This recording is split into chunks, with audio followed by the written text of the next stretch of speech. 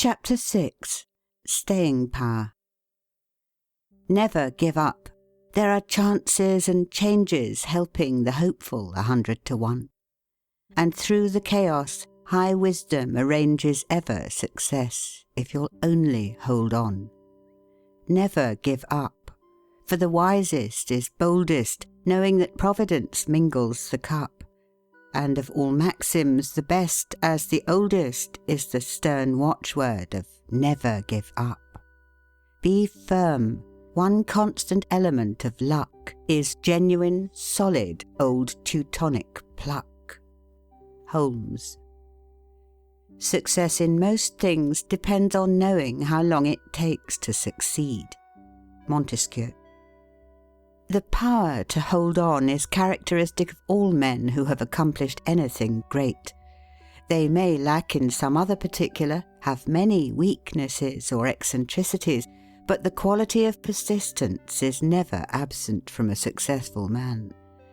No matter what opposition he meets or what discouragement overtakes him, drudgery cannot disgust him, obstacles cannot discourage him, labour cannot weary him, misfortune, sorrow, and reverses cannot harm him.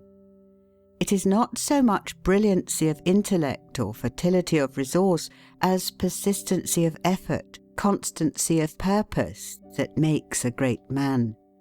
Those who succeed in life are the men and women who keep everlastingly at it, who do not believe themselves geniuses, but who know that if they ever accomplish anything, they must do it by determined and persistent industry. Audubon, after years of forest life, had 200 of his priceless drawings destroyed by mice. A poignant flame, he relates, pierced my brain like an arrow of fire, and for several weeks I was prostrated with fever. At length, physical and moral strength awoke within me. Again I took my gun, my game bag, my portfolio, and my pencils, and plunged once more into the depths of the forests. All are familiar with the misfortune of Carlyle while writing his History of the French Revolution. After the first volume was ready for the press, he loaned the manuscript to a neighbour, who left it lying on the floor, and the servant girl took it to kindle the fire.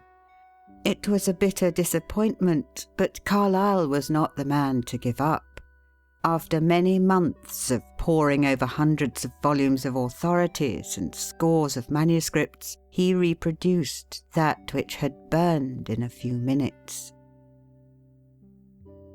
Proceed, and light will dawn. The slightest acquaintance with literary history would bring to light a multitude of heroes of poverty or misfortune, of men and women perplexed and disheartened, who have yet aroused themselves to new effort at every new obstacle. It is related by Arago that he found under the cover of a textbook he was binding a short note from d'Alembert to a student. "Go on, sir, go on. The difficulties you meet with will resolve themselves as you advance. Proceed, and light will dawn and shine with increasing clearness on your path." That maxim, said Arago, was my greatest master in mathematics. Had Balzac been easily discouraged, he would have hesitated at the words of warning given by his father. "Do you know that in literature a man must be either a king or a beggar?" "Very well," was the reply, "I will be a king." His parents left him to his fate in a garret.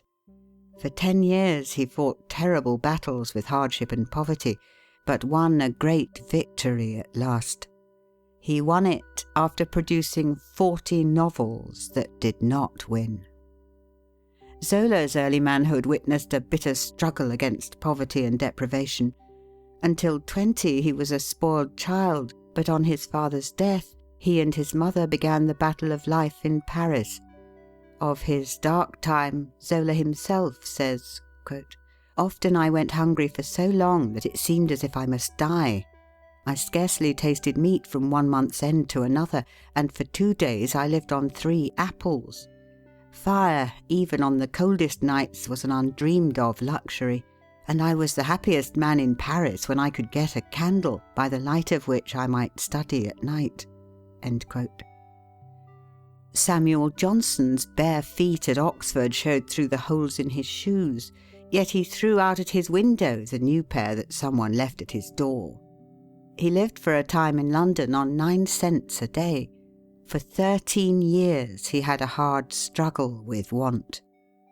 John Locke once lived on bread and water in a Dutch garret, and Heine slept many a night on a barn floor with only a book for his pillow. It was to poverty as a thorn urging the breast of Harriet Martineau that we owe her writings. There are no more interesting pages in biography than those which record how Emerson, as a child, was unable to read the second volume of a certain book because his widowed mother could not afford the amount, 5 cents, necessary to obtain it from the circulating library. "Poor fellow," said Emerson as he looked at his delicately reared little son, quote, "how much he loses by not having to go through the hard experiences I had in my youth." End quote. It was through the necessity laid upon him to earn that Emerson made his first great success in life as a teacher.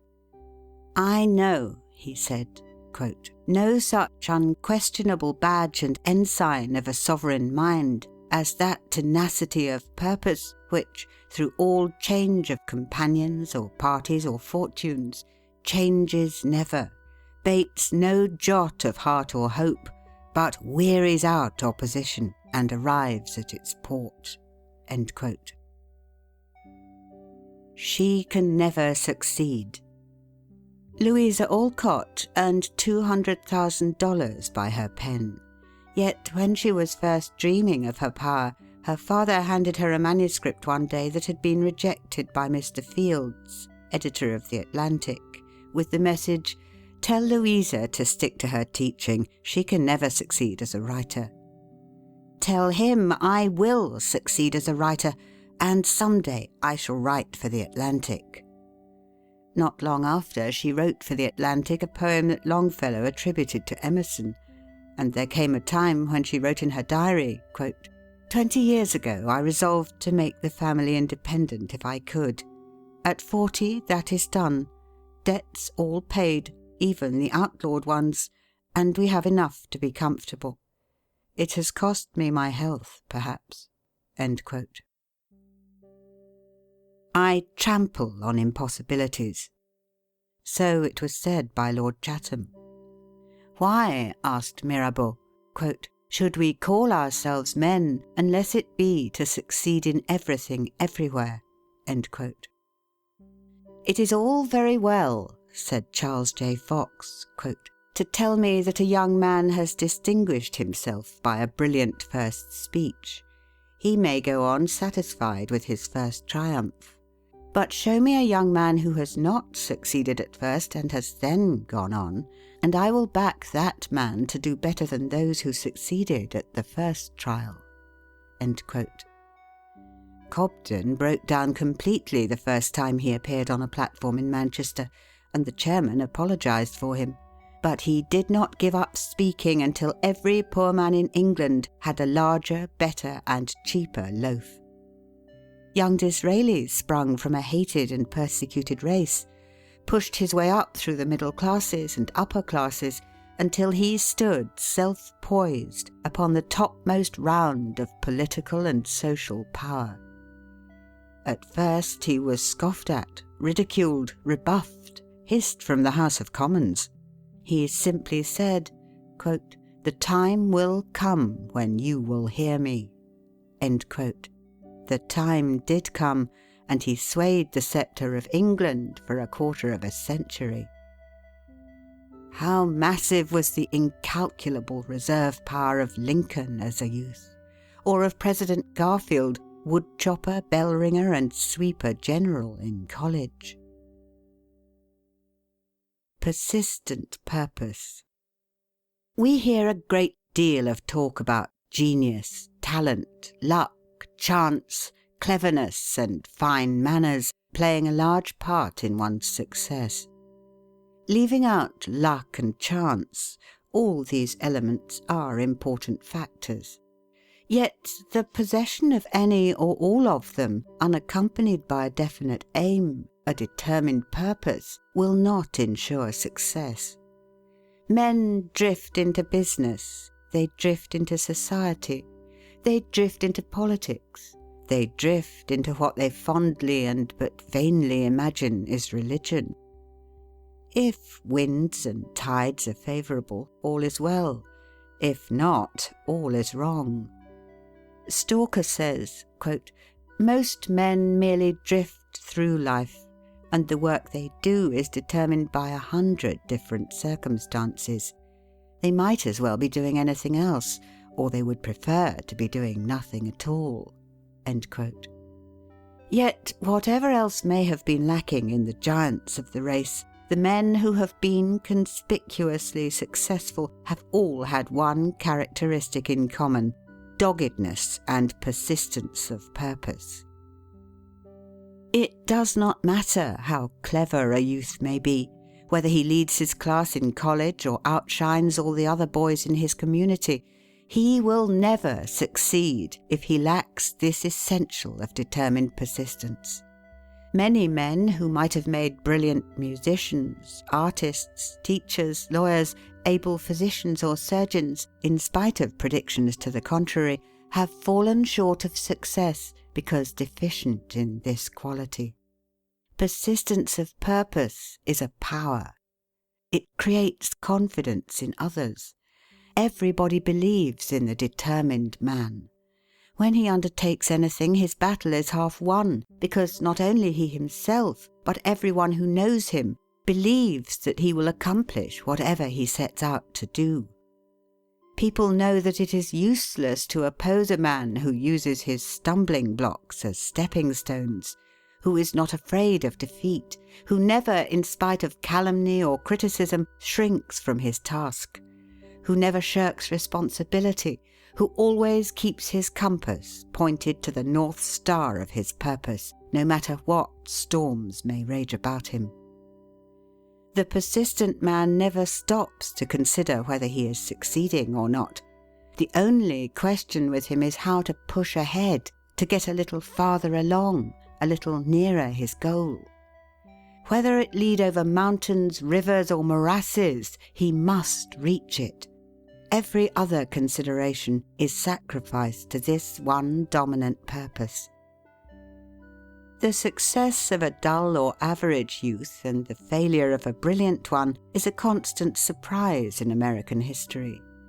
But if the different cases are closely analysed, we shall find that the explanation lies in the staying power of the seemingly dull boy, the ability to stand firm as a rock under all circumstances, to allow nothing to divert him from his purpose. 3 necessary things. 3 things are necessary, said Charles Sumner. Quote, "First, backbone. Second, backbone. Third, backbone." End quote. A good chance alone is nothing. Education is nothing without strong and vigorous resolution and stamina to make one accomplish something in the world. An encouraging start is nothing without backbone. A man who cannot stand erect, who wobbles first one way and then the other, who has no opinion of his own or courage to think his own thought, is of very little use in this world. It is grit, it is perseverance, it is moral stamina and courage that govern the world. At the trial of the 7 bishops of the Church of England for refusing to aid the king to overthrow the Protestant faith, it was necessary to watch the officers at the doors, lest they send food to some juryman and aid him to starve the others into an agreement. Nothing was allowed to be sent in but water for the jurymen to wash in, and they were so thirsty they drank it up. At first, 9 were for acquitting and 3 for convicting. 2 of the minority soon gave way. The third, Arnold, was obstinate. He declined to argue. Austin said to him, "Look at me. I am the largest and the strongest of the 12, and before I will find such a petition as this libel, here will I stay till I am no bigger than a tobacco pipe." Arnold yielded at 6 in the morning. Success against odds. Yes, to this thought I hold with firm persistence. The last result of wisdom stamps it true. He only earns his freedom and existence who daily conquers them anew. Goethe. It is interesting to notice how some minds seem almost to create themselves, says Irving, quote, "springing up under every disadvantage and working their solitary but irresistible way through 1,000 obstacles." End quote. Opposing circumstances create strength. Opposition gives us greater power of resistance. To overcome one barrier gives us greater ability to overcome the next. History is full of examples of men and women who have redeemed themselves from disgrace, poverty, and misfortune by the firm resolution of an iron will. Success is not measured by what a man accomplishes, but by the opposition he has encountered and the courage with which he has maintained the struggle against overwhelming odds. Not the distance we have run, but the obstacles we have overcome, the disadvantages under which we have made the race, will decide the prizes. "It is defeat," says Henry Ward Beecher, quote, "that turns bone to flint and gristle to muscle and makes men invincible, and formed those heroic natures that are now in ascendancy in the world. Do not then be afraid of defeat. You are never so near to victory as when defeated in a good cause." End quote. Governor Seymour of New York, a man of great force and character, said in reviewing his life, quote, "If I were to wipe out 20 acts, what should they be? Should it be my business mistakes, my foolish acts, for I suppose all do foolish acts occasionally, my grievances? No, for, after all, these are the very things by which I have profited. So I finally concluded I should expunge, instead of my mistakes, my triumphs. I could not afford to dismiss the tonic of mortification, the refinement of sorrow. I needed them, every one." End quote. "Every condition, be it what it may," says Channing, quote, "has hardships, hazards, pains. We try to escape them. We pine for a sheltered lot, for a smooth path, for cheering friends and unbroken success. But Providence ordains storms, disasters, hostilities, sufferings, and the great question whether we shall live to any purpose or not, whether we shall grow strong in mind and heart or be weak and pitiable, depends on nothing so much as on our use of the adverse circumstances. Outward evils are designed to school our passions and to rouse our faculties and virtues into intenser action. Sometimes they seem to create new powers. Difficulty is the element, and resistance the true work of man. Self-culture never goes on so fast as when embarrassed circumstances, the opposition of men or the elements, unexpected changes of the times, or other forms of suffering, instead of disheartening, throw us on our inward resources, turn us for strength to God, clear up to us the great purpose of life, and inspire calm resolution. No greatness or goodness is worth much unless tried in these fires." End quote. Better to stem with heart and hand the roaring tide of life than lie unmindful on its flowery strand of God's occasions drifting by. Better with naked nerve to bear the needles of this goading air, than in the lap of sensual ease forego the godlike power to do, the godlike aim to know. Whittier. End of chapter 6. Chapter 7. The Degree of O.O. When Moody first visited Ireland, he was introduced by a friend to an Irish merchant, who asked at once, "Is he an O.O.?" Out and out. That was what O.O. stood for. Out and out for God. That was what this merchant meant. He indeed is but a wooden man, and a poor stick at that, who is decided in everything else, but who never knows where he is at in all moral relations, being religiously nowhere.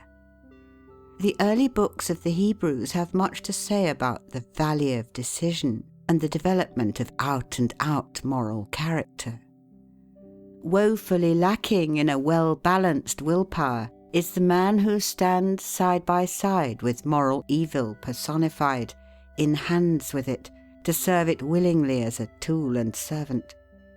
Morally made in God's image, what is more sane, more wholesome, more fitting for a man than his rising up promptly, decidedly, to make the divine will his own will in all moral action, to take it as the supreme guide to go by?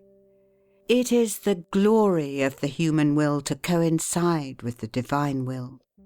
Doing this, a man's iron will, instead of being a malignant, selfish power, will be useful in uplifting mankind.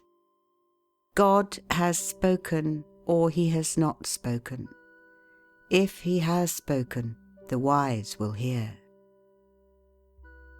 We search the world for truth. We cull the good, the pure, the beautiful from graven stone and written scroll, from all the flower fields of the soul. And, weary seekers of the best, we come back laden from our quest, to find that all the sages said is in the book our mother read. Whittier. O earth that blooms and birds that sing, O stars that shine when all is dark, in type and symbol thou dost bring the life divine, and bid us hark, that we may catch the chant sublime, and rising pass the bounds of time. So shall we win the goal divine, our immortality. Carol Norton. End of An Iron Will by Orison Swett Marden, assisted by Abner Bayley. Read by Ruth Golding.